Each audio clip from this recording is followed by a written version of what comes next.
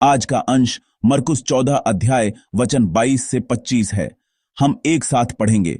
जब वे खा ही रहे थे, उसने रोटी ली और आशीष मांगकर तोड़ी और उन्हें दी और कहा, लो, यह मेरी देह है। फिर उसने कटोरा लेकर धन्यवाद किया और उन्हें दिया, और उन सब ने उसमें से पिया। और उसने उनसे कहा, यह वाचा का मेरा वह लहू है जो बहुतों के लिए बहाया जाता है। मैं तुमसे सच कहता हूं कि दाख का रस उस दिन तक फिर कभी न पीऊंगा, जब तक परमेश्वर के राज्य में नया न पीऊं। आमीन।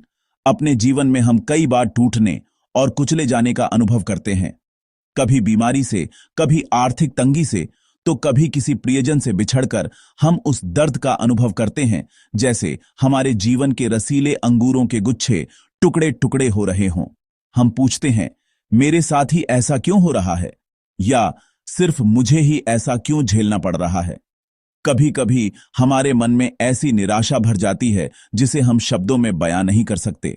लेकिन आज का वचन हमें बताता है कि यह कुचला जाना और टुकड़े टुकड़े होना विनाश नहीं, बल्कि नए जीवन के लिए एक पवित्र प्रक्रिया है। आज का वचन प्रभु भोज का एक प्रसिद्ध प्रसंग है। 22 से 24 तक के वचन प्रभु भोज की स्थापना के वचन हैं, जिन्हें हर बार प्रभु भोज के समय घोषित किया जाता है। चूंकि प्रभु भोज की स्थापना स्वयं यीशु ने की थी, इसलिए ये वचन जब यीशु ने प्रभु भोज का आयोजन किया था, हर बार प्रभु भोज के समय हमारे द्वारा सुने और मनन किए जाते हैं। लेकिन आज के वचन में 25वां वचन शायद ऐसा है जिस पर हम गहराई से सोचे बिना आगे बढ़ जाते हैं। आज हम इस 25वें वचन को एक बार फिर से पढ़ेंगे। मैं तुमसे सच कहता हूं कि दाख का रस उस दिन तक फिर कभी न पीऊंगा, जब तक परमेश्वर के राज्य में नया न पीऊं। आमीन। उस पवित्र अंतिम भोजन को समाप्त करते हुए यीशु इस भोजन को दाखलता के फल यानी दाख मधु को फिर से न पीने की प्रतिज्ञा के साथ समाप्त करते हैं। वह कहते हैं कि जब तक परमेश्वर का राज्य नहीं आ जाता, तब तक वह ऐसा नहीं करेंगे। इसका क्या मतलब है? आज हम इस वचन पर शांति से मनन करेंगे। कहा जाता है कि दाख मधु बनाने वाले कारीगर एक क्षण का बड़ी बेसब्री से इंतजार करते हैं, और वह है फसल कटने के बाद अंगूरों को निचोड़ने की शुरुआत का क्षण। अंगूर अपने आप में काफी मीठा और स्वादिष्ट फल है, लेकिन उस अंगूर को वास्तव में मूल्यवान दाख मधु यानी वाइन में बदलने के लिए उसे छिलके के फटने और गूदे के कुचले जाने की प्रक्रिया से गुजरना ही पड़ता है। इसीलिए दाख मधु के कारीगर अंगूरों से निकलने वाले रस को केवल अंगूर का पानी नहीं, बल्कि अंगूर की आत्मा कहते हैं। इसीलिए दाख मधु का कारीगर अंगूरों को निचोड़ते समय न तो बहुत जोर से दबाता है और न ही बहुत धीरे से, क्योंकि अगर वह बहुत जोर से दबाएगा तो बीज का कड़वापन उसमें मिल जाएगा, और अगर वह बहुत धीरे से दबाएगा तो वह पर्याप्त स्वाद नहीं निकाल पाएगा। इसलिए उसे सही तरीके से निचोड़ना होता है। इस सटीक प्रतीक्षा और सावधानी भरे स्पर्श को ही एक सच्ची उत्कृष्ट वाइन बनाने का रहस्य कहना होगा। हमारा जीवन भी कुछ ऐसा ही है। जब हमें कष्टों की मशीन में डाला जाता है तो हम उसे विनाश कहते हैं। जैसे अंगूर का दाना फटकर टुकड़े टुकड़े होकर कुचल जाता है, उसका रूप गायब हो जाता है, वैसे ही हम भी अक्सर यह मान लेते हैं कि हम जीवन के कष्टों की मशीन में नष्ट हो गए हैं। लेकिन स्वर्ग का किसान, दाख की बारी का स्वामी परमेश्वर उस प्रक्रिया को परिवर्तन कहता है। आज का वचन 22वें पद में इस अभिव्यक्ति के साथ शुरू होता है, जब वे खा ही रहे थे। यह एक साधारण वाक्य है, लेकिन यह साधारण भोजन मानव इतिहास के सबसे बड़े दबाव की शुरुआत का पवित्र बिंदु है। यीशु जानते थे कि वह जल्द ही निचोड़ने वाली मशीन में डाले जाने वाले अंगूर के गुच्छे हैं। इसलिए यीशु ने उस भोजन में रोटी तोड़ी और उसे अलग किया और उसे चेलों को देते हुए कहा, लो, यह मेरी देह है। और भोजन के बाद उन्होंने कटोरा लेकर धन्यवाद किया और फिर इस प्रकार कहा। आइए हम साथ मिलकर 24वां वचन पढ़ें। यह वाचा का मेरा वह लहू है जो बहुतों के लिए बहाया जाता है। आमीन। यहां वाचा का लहू शब्द हमें पुराने नियम की निर्गमन की घटना की याद दिलाता है। जब इजरायली मिस्र से आजाद हुए थे तो उन्होंने मेमने का लहू अपने दरवाजों की चौखटों पर लगाया था, ताकि मृत्यु का दूत उनके घरों को छोड़ दे। उस घटना की याद में मनाया जाने वाला पर्व कौन सा है? फसह का पर्व। अभी फसह का भोजन करते समय वह यह बात कह रहे हैं। यीशु दाखमधु का कटोरा लेकर चेलों को देते हैं और घोषणा करते हैं कि यह मेरा लहू, वाचा का लहू है। इसका मतलब यह है कि यीशु यह प्रकट कर रहे हैं कि फसह के पर्व के मुख्य पात्र वही हैं। यहूदी परंपरा में फसह के पर्व पर 4 अर्थपूर्ण दाखमधु के प्याले पिए जाते हैं। प्रत्येक प्याला परमेश्वर की उद्धार की प्रतिज्ञा का प्रतीक है और उनमें से एक प्याले का अर्थ है छुटकारे का प्याला। धर्म सुधारक काल्विन ने कहा था कि जब हम प्रभु भोज का दाखमधु पीते हैं तो हम केवल अतीत की घटना को याद नहीं करते, बल्कि पवित्र आत्मा के कार्य के माध्यम से यहां और अभी मौजूद मसीह की जीवन शक्ति में वास्तव में भाग लेते हैं।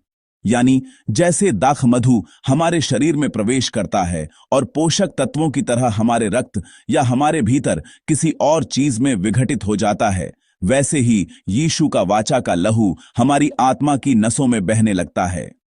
प्रभु भोज में भाग लेकर खाई जाने वाली रोटी और प्याला केवल भोजन के छोटे टुकड़े नहीं हैं, बल्कि यीशु का आध्यात्मिक शरीर और यीशु का आध्यात्मिक लहू है, जो मेरे लिए तोड़ा गया और मेरे पापों का प्रायश्चित करने वाला पवित्र भोजन बनकर मेरे भीतर समा जाता है।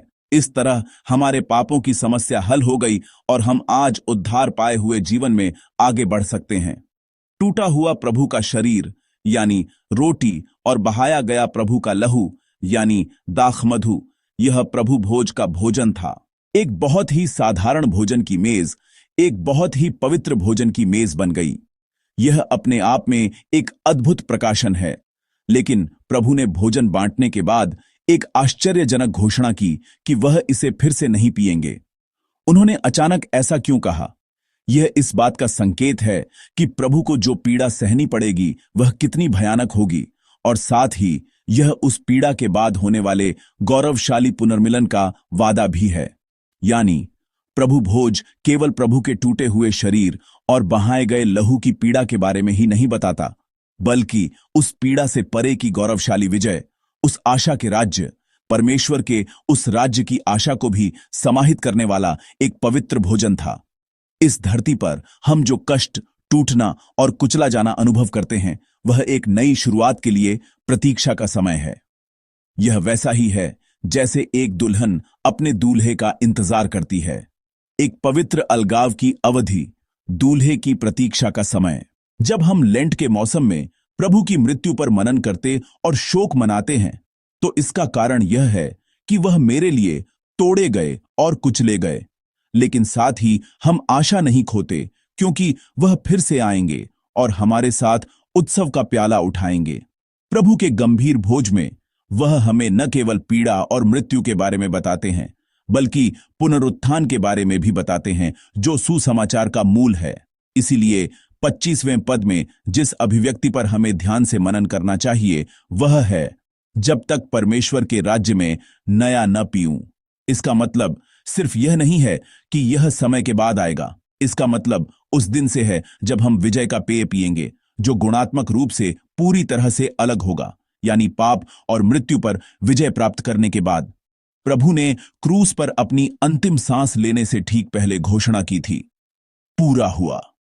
यह घोषणा हमें यह बताती है कि अंगूर का रस पूरी तरह से खाली हो गया है और अब केवल परिपक्व होना बाकी है। मसीही लोग पहले से ही और अभी तक नहीं के समय में जीते हैं। प्रभु पहले ही जीत चुके हैं, लेकिन हम अभी भी इस धरती के आंसू पोंछने वाला जीवन जीते हैं। लेकिन प्रभु का वचन हमें एक निश्चित भविष्य की गारंटी देता है। इस प्रकार हर बार जब हम प्रभु भोज का अनुभव करते हैं, तो हमें प्रभु के बलिदान को याद करना चाहिए, जिसने हमें पापों से मुक्त किया और उद्धार दिया, और साथ ही उस विजय के दिन की भी प्रतीक्षा करनी चाहिए जब हम नया दाखमधु पिएंगे। एक मिशनरी ने म्यांमार की जेल में भयानक यातनाएं सहते हुए भी यह पुकारा था, भविष्य परमेश्वर के वादों की तरह उज्जवल है। उसने यह इसलिए पुकारा क्योंकि अपने जीवन के टूटने और कुचले जाने की पीड़ा के क्षण में भी उसने म्यांमार की धरती पर बहने वाले सुसमाचार के नए दाखमधु को देखा था। भविष्य परमेश्वर के वादों की तरह उज्जवल है। प्रिय मित्रों, क्या आपको लगता है कि आपका जीवन एक निचोड़ने वाली मशीन में है? क्या आप शरीर और मन से टूटे और कुचले हुए पीड़ा के मार्ग पर चलते हुए एक भारी जीवन जी रहे हैं? हमारा जीवन प्रभु के साथ टूटना और कुचला जाना चाहिए, क्योंकि प्रभु ने क्रूस से गुजरकर पुनरुत्थान की विजय और नए जीवन का मार्ग खोला। इसीलिए यह स्वाभाविक है कि हम भी उसके साथ कुचले और तोड़े जाएं। लेकिन महत्वपूर्ण बात यह है कि नया दाखमधु पीने का वह दिन जल्द ही हमारे लिए आने वाला है। जब हम जीवन में टूटते और कुचले जाते हैं, तो यह इसलिए नहीं है कि परमेश्वर हमें नष्ट करना चाहता है। यह हमें सबसे सुगंधित प्राणी बनाने के लिए एक पवित्र प्रक्रिया है। यह लेंट का मौसम है। आइए आज हम 2000 साल पहले उस अंधेरे ऊपरी कमरे में चेलों के साथ बांटे गए उस पवित्र भोजन और दाखलता के वादे को याद करें। मैं विश्वास करता हूं कि अंतिम विजय तक प्रभु हमें पीड़ा के कड़वे प्याले से परे महिमा के नए दाखमधु की ओर विश्वास और साहस के साथ आगे बढ़ाएंगे। मैं प्रभु के नाम पर आपको आशीर्वाद देता हूं कि आज आप उस मनन और पवित्र विश्वास के मार्ग पर चलें।